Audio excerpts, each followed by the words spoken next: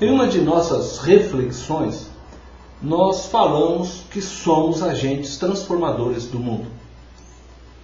Mencionamos que deveríamos transformar o mundo em que vivemos, uma vez que este jaz no maligno. Também dissemos que esta transformação deveria acontecer por meio das forças que agem em direção das causas que Deus advoga, que são a justiça, a verdade, o amor, dignidade, culto ao único Deus verdadeiro, saúde. Por fim, dissemos que a igreja é a que possui a maior responsabilidade para a transformação do mundo, embora não seja o único veículo para o agir de Deus. Mas, sem dúvida, é o veículo que Deus escolheu prioritariamente para a manifestação de sua vontade, para dar o exemplo à humanidade de como se deve viver. Portanto, uma vez conscientes de que a igreja tem a grande responsabilidade de ser a agente de transformação, quero hoje ver junto com vocês alguns passos práticos para que essa transformação aconteça. Para isso é necessário que a igreja se torne evangelizadora.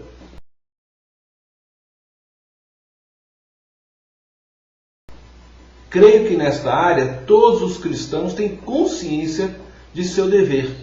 Entretanto, são poucos que verdadeiramente agem de forma evangelizadora. Jesus diz: ide e pregai o Evangelho. A melhor contribuição que podemos dar ao nosso país, à nossa cidade, é ganhar o maior número de pessoas para Cristo. Portanto, devemos usar todos os veículos possíveis para a evangelização. Pregação em praças públicas, distribuição de folhetos, televisão, rádio, internet e outros meios. Quanto maior o número de homens convertidos a Deus, maior será a chance de que a sociedade tenha princípios éticos e morais corretos.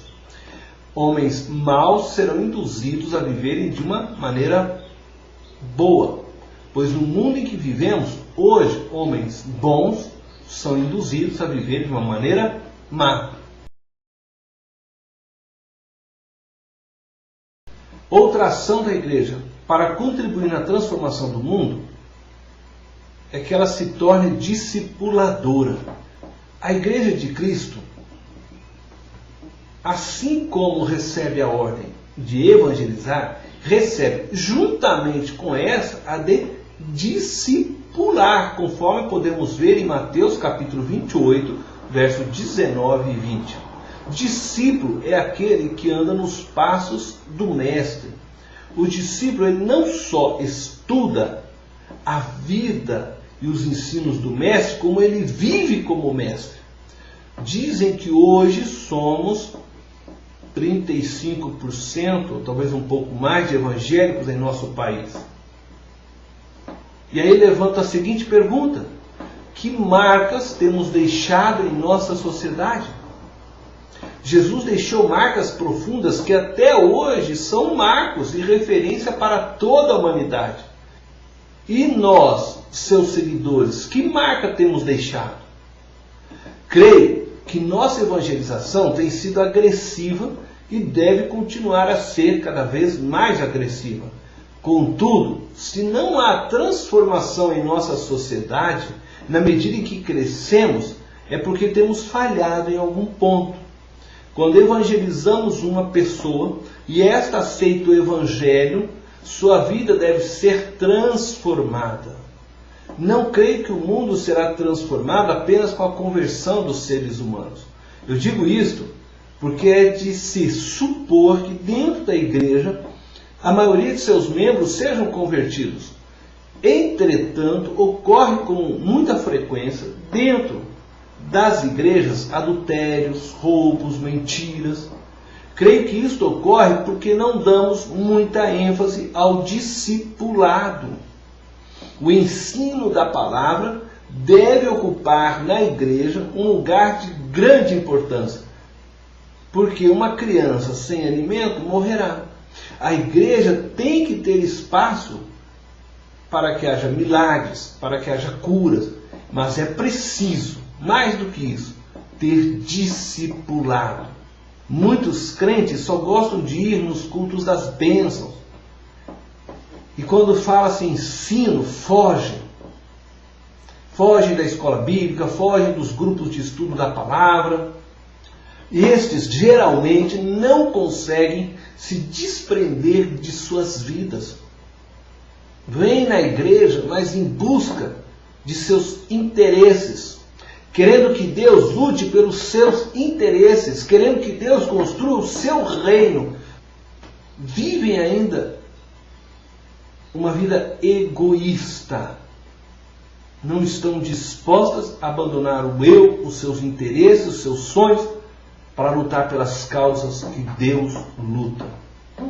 Abrir mão de suas vidas, perdê-las para ganhar a de Cristo Jesus.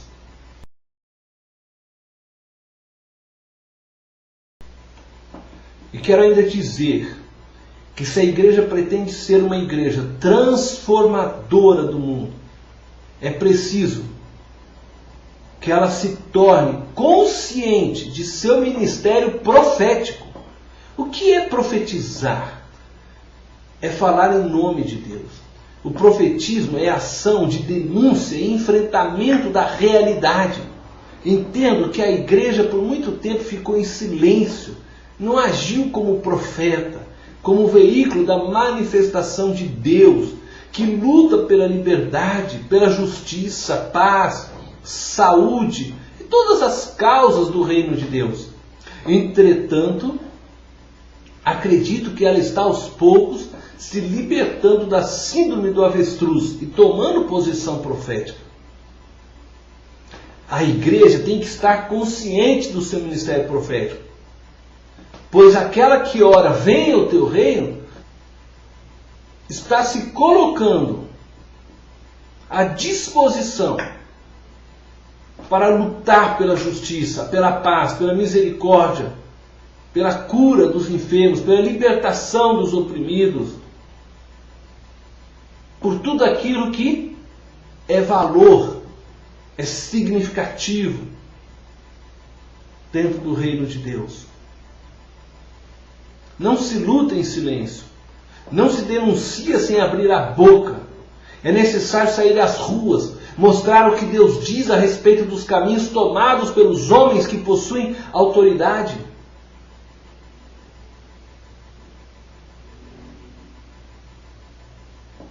Vejamos alguns exemplos bíblicos.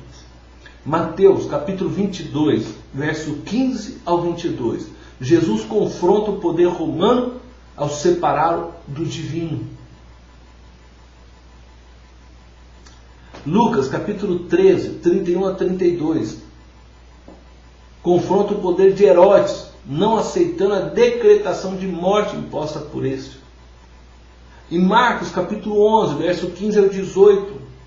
Confronta agora o poder dos religiosos, que permitiam o uso de instrumentos de adoração para obtenção de lucros. Tiago 5, de 1 a 8. Tiago está denunciando a forma desonesta com que alguns homens se enriqueceram, não pagando honestamente seus empregados. Poderíamos citar também o profeta Natã, que apontou o dedo para Davi, apresentando seu pecado. Amós, que vai ao rei e o repreende pelo abuso de sua autoridade em cobrar altos impostos do povo. Onde estão os Amós de nossos dias para denunciar os abusos de poder dos nossos governantes? Onde estão os nossos Natãs para apontar aos nossos presidentes, governadores, os seus pecados? Onde estão nossos Elias? Onde está a igreja profética? Espero que o despertamento que hoje acredito que esteja acontecendo seja duradouro e verdadeiro.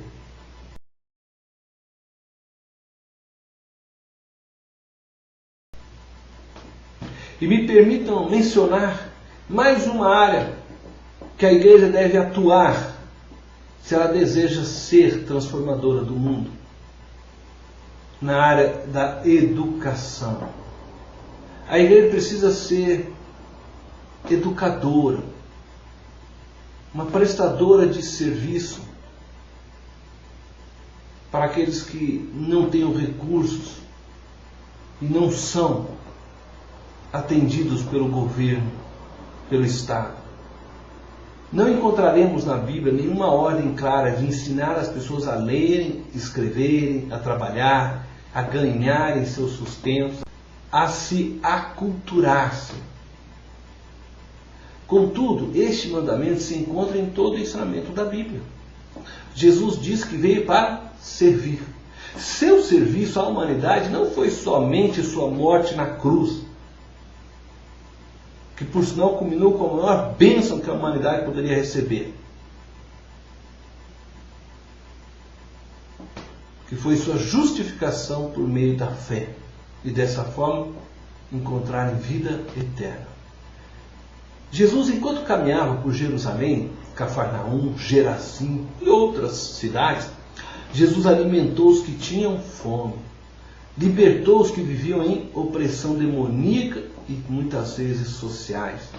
Sua obra não só restaurou vidas espiritualmente, como fisicamente e socialmente.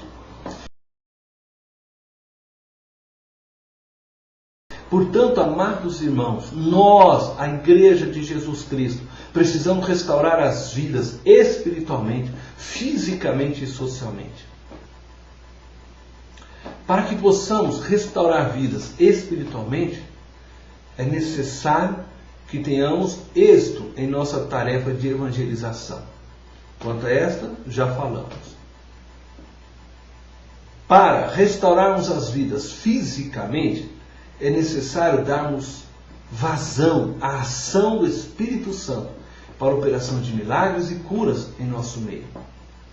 Mas também não devemos desprezar os hospitais para atender os enfermos. Pelo contrário, devemos criá-los e sustentá-los, pois através da sabedoria humana, Deus tem curado muitas vidas.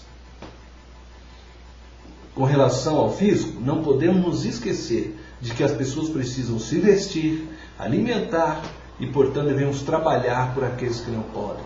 Devemos repartir nossas túnicas com aqueles que não têm, dividir nossos pratos com os necessitados. Isso eu falo pensando no físico, ajudá-los a se manterem com vida. E para que a igreja possa restaurar vidas socialmente,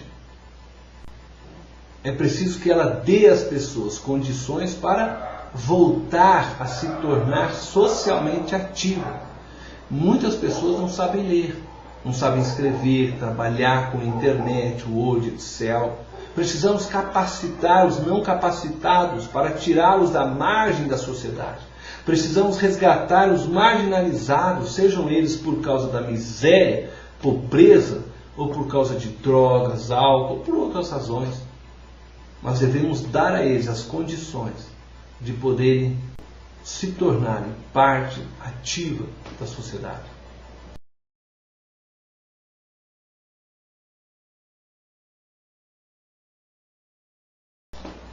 Eu quero concluir dizendo que nós, a Igreja do Senhor Jesus Cristo, que lutamos pela bandeira da paz, da justiça, da moralidade, não podemos ficar de braços cruzados, assistindo famílias sendo destruídas pela falta de esperança, destruídas pela tristeza da perda de um filho, uma filha, pela impossibilidade de ver seus filhos se formarem e se tornarem cidadãos.